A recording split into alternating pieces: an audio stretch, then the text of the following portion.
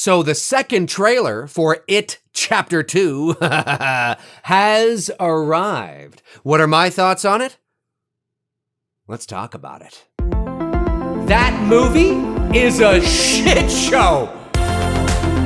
What you think you see, what you think you hear, that's what it's about. It's all theater of the mind.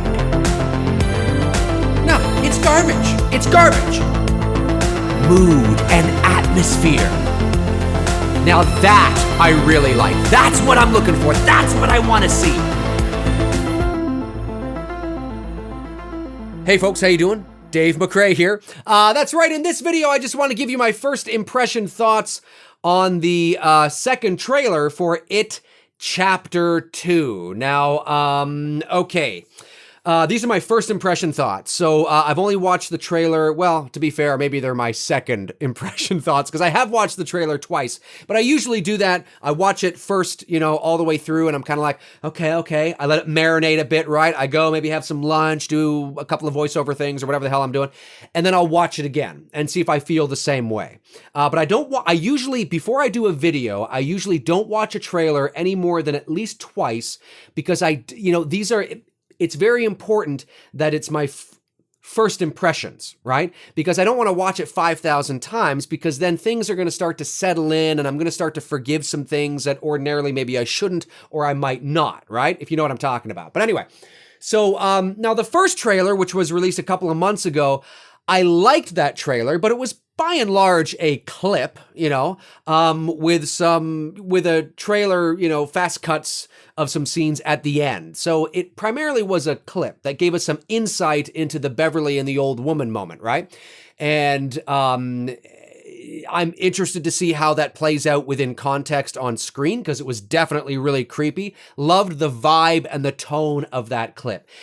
The fast cuts of all the scenes at the end of that trailer, it didn't impress me. It did not impress me, but it was pretty cookie cutter and pretty standard. It didn't really give us an idea of what to expect, but there was really nothing there. The heart of that first trailer was no doubt the clip, right?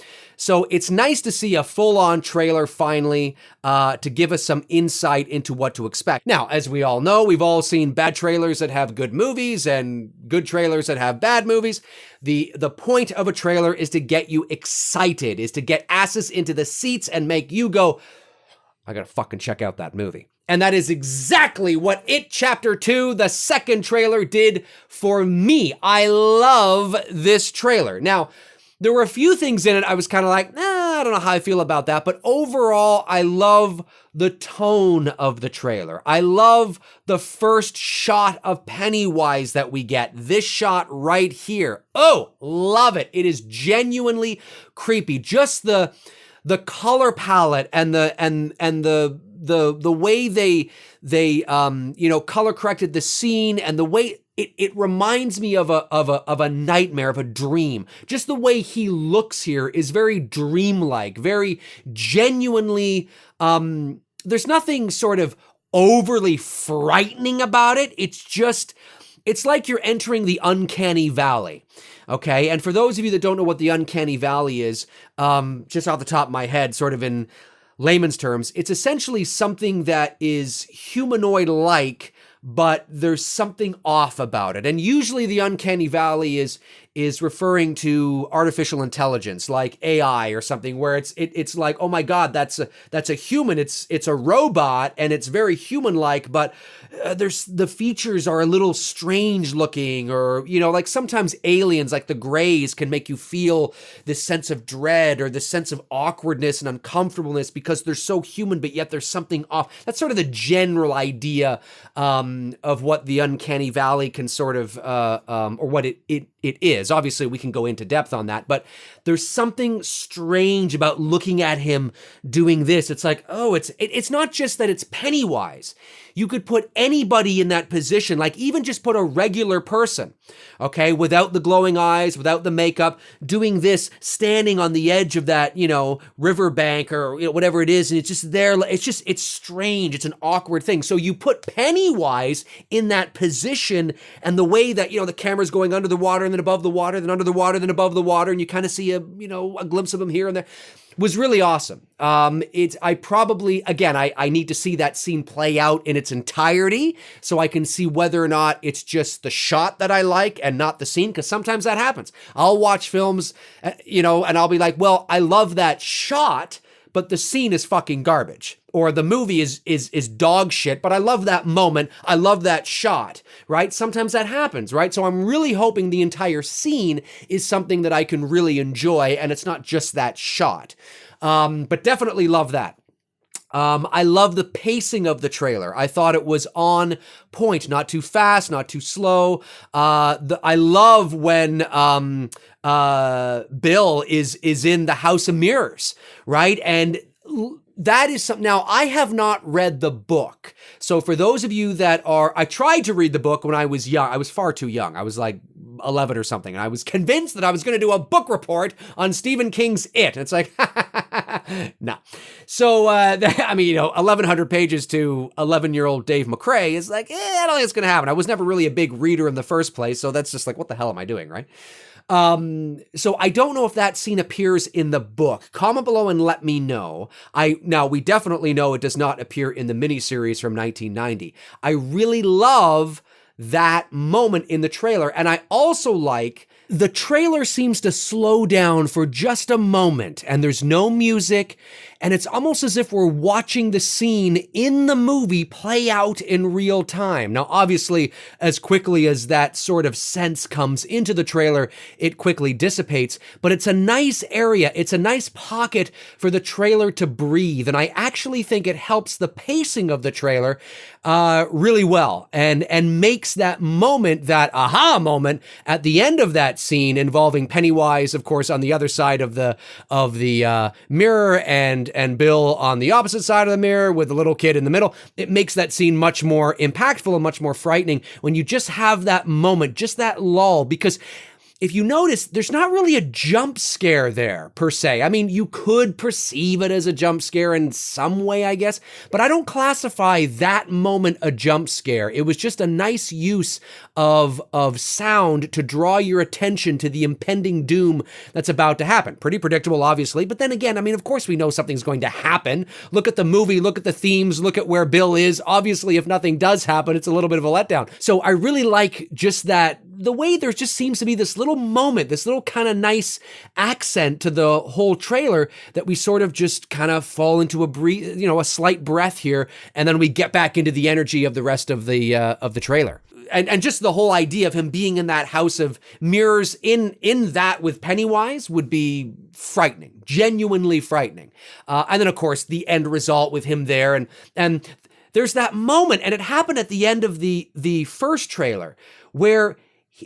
And I'm not the only one that thought this, because other people have reached out to me and been like, did you know that did you notice that he kind of sounded like, yeah, and I'm like, yeah, he did kind of sound like that. There's that moment where he goes, hello, where he sounds like Winnie the Pooh.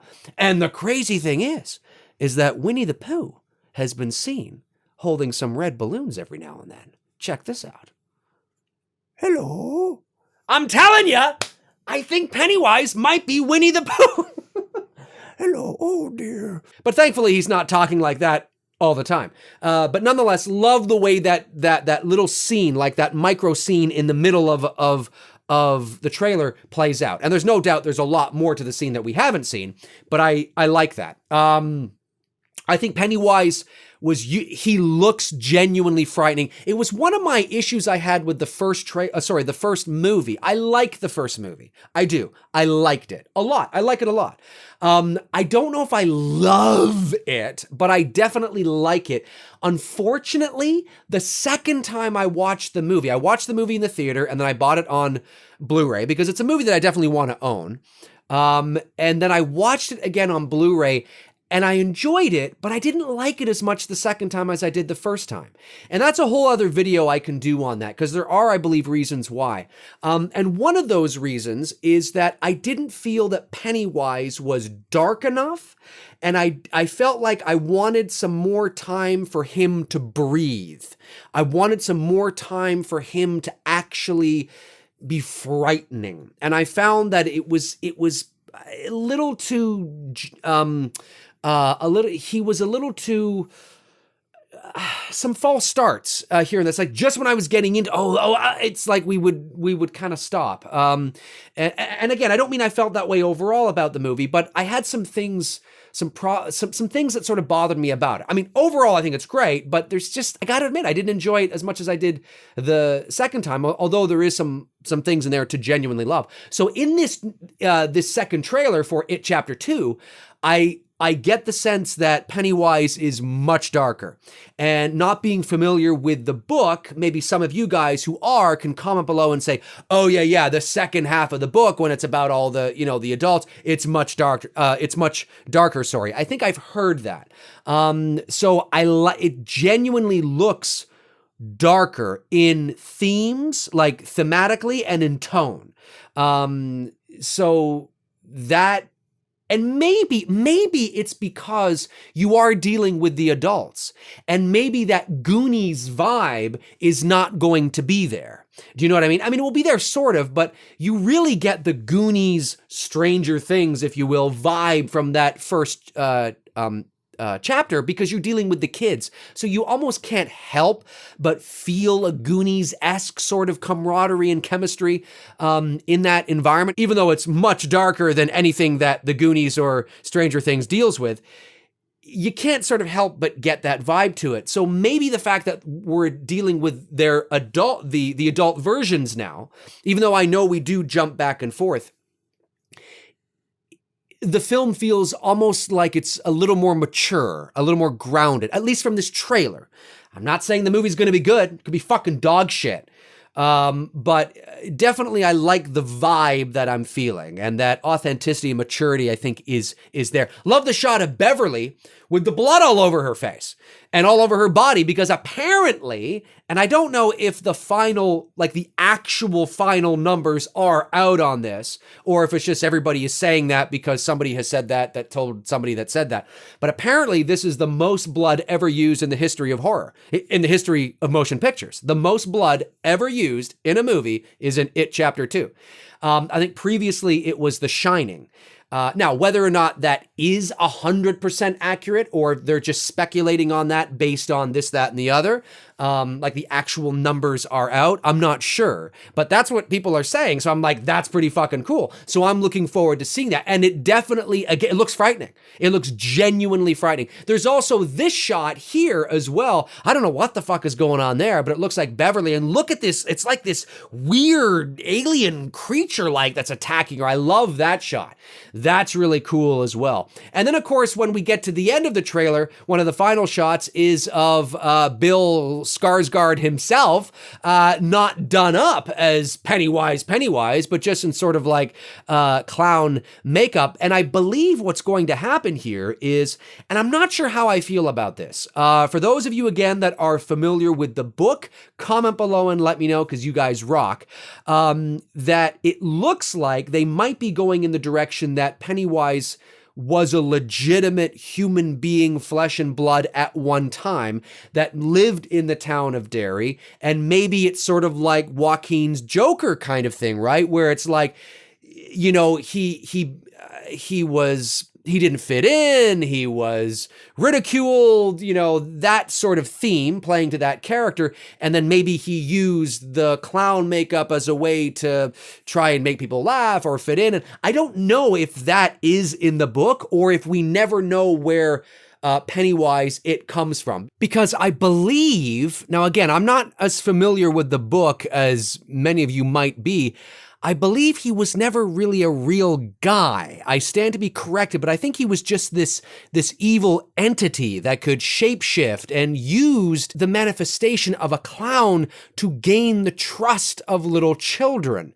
That's primarily why he makes himself look like a clown, but he's actually not physically a clown per se. And I don't believe, Pennywise, it was ever a real guy. So, and I'm not saying that that's what they're going to do here, but I'm remembering the photograph in the first trailer that was released just a couple of months ago, how we see a man that kind of looks like Bill Skarsgård, and obviously looks like Pennywise. And now I'm kind of thinking, are they going the route that he was a real guy at one point and he was just, sort of misunderstood and he's gaining revenge every 27 years. And I don't know. I'm not saying that that's what they're doing.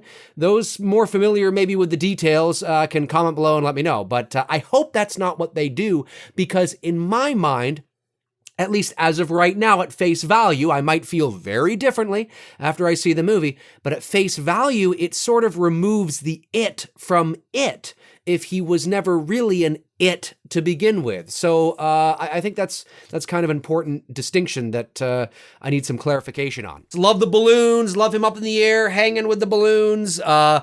It looks like we're getting some really great performances from the ensemble, which is nice.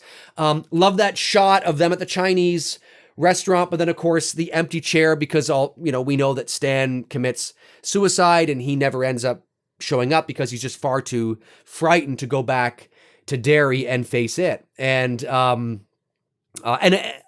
as well, I love the idea, again, obviously this is in the book, so to change it would be ridiculous. But just in terms of a creative choice from Stephen King, I love the idea that the adults, apart from Mike, don't remember. And it's not that they don't remember. It's all been suppressed for several reasons. A lot of people suppressed. I mean, let's not forget, they were very young when they experienced this. They were like 12, right? 11, 12, So, and it's been almost 30 years. And a lot of children suppress childhood trauma to the point where they convince themselves that it never happened. It never happened. And you move on with your life and you have families and children and you get into soccer and hockey and baseball and parent-teacher interviews and you go to school and you just live with seemingly a normal life.